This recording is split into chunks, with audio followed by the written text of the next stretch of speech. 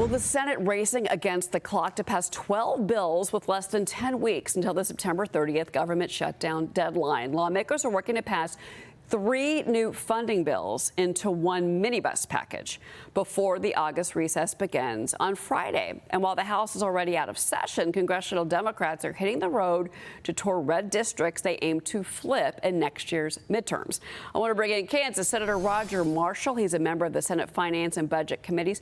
So, Senator, first, I want to get your take on what's happening this week in the Senate before the Senate goes off to recess. And it is these bills, these multitude of bills that fund things like FDA, NASA, Agricultural Department. These are very important bills.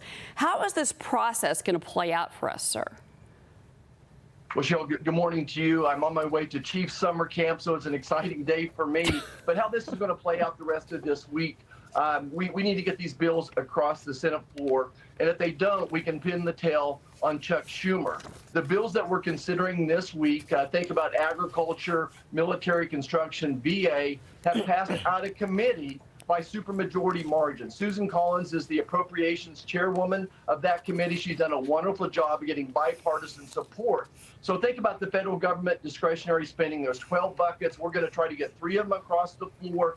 The Agriculture Committee appropriations came out 27-0. So the only way that these don't get across the finish line is if Chuck Schumer stops it from happening. So I want to be clear here. And by the way, Chiefs Camp sounds wonderful. Congratulations on that. But so the minibus would fund agriculture, the VA, commerce, justice, federal science programs, FDA, military construction, NASA, the FBI, and other economic trade-related agencies. So you sound like you're feeling pretty bullish that we're going to actually have this deal completed. But there are some that are pushing back, some of your colleagues. Senator John Kennedy, he's putting down an objective over some legislative funding, and he says it's overspending. We've heard similar rhetoric from, say, Senator Rand Paul. And then you also have, as you kind of alluded to there, sir, the Chuck Schumer, the Democrats, who I'm sure would try and figure out anything procedural to trip you all up this week before you go on recess. Are you worried about any of that happening?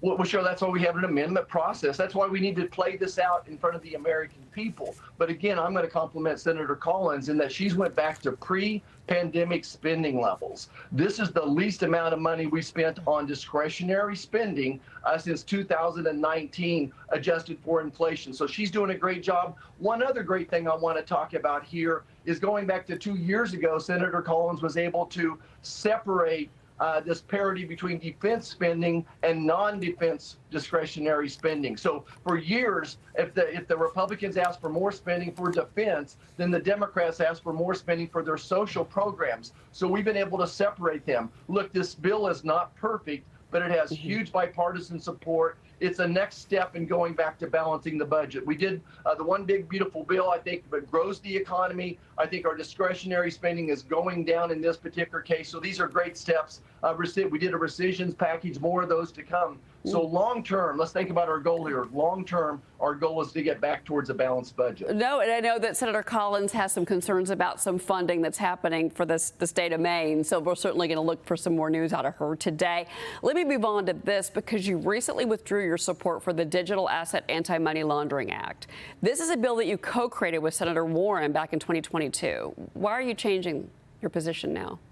Well, yeah, I think most importantly is Congress is now addressing the issue, my concerns about money laundering, that the Genius Act was passed. And again, compliment Senator Bill Hagerty, Cynthia Lummis, and others, Tim Scott, on getting this Genius Act passed. So I think it's a great first step in protecting us from money laundering. You know, I think it's important where I was coming from. Becoming a senator elected in 2020, as I talked to more and more CIA agents, national security people, one of their top 3 concerns was always money laundering and how crypto was being used. And then you think about the fentanyl poisoning. What happens is the cartels bring the drugs across the border, but then the Chinese triad, the Chinese version of the mafia, would then money launder it with crypto. So I still have concerns about crypto. The Genius Act is moving in the right direction.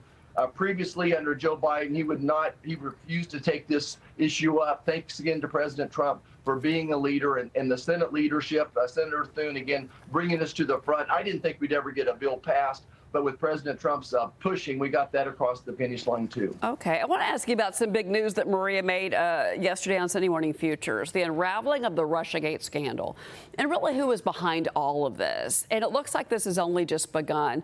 Maria spoke with CIA Director John Ratcliffe on Sunday Morning Futures. He says there's more intelligence to be declassified, and it's going to happen soon. Watch what he told her. That I have spent the last few months making recommendations about final declassification and sent that to the Department of Justice that will come out in the John Durham report classified annex. And what that intelligence shows, Maria, is that part of this was a Hillary Clinton plan, but part of it was an FBI plan to be an accelerant to that fake Steele dossier, to those fake Russia collusion claims by pouring oil on the fire, by amplifying the lie and burying the truth of what Hillary Clinton was up to.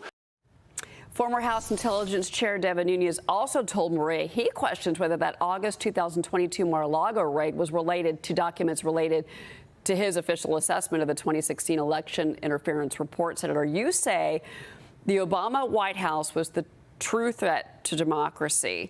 And I want to actually pick up on this as well, because that Durham report that he's talking about, the annexes, the annotations at the bottom of the report, that's where the focus is right now.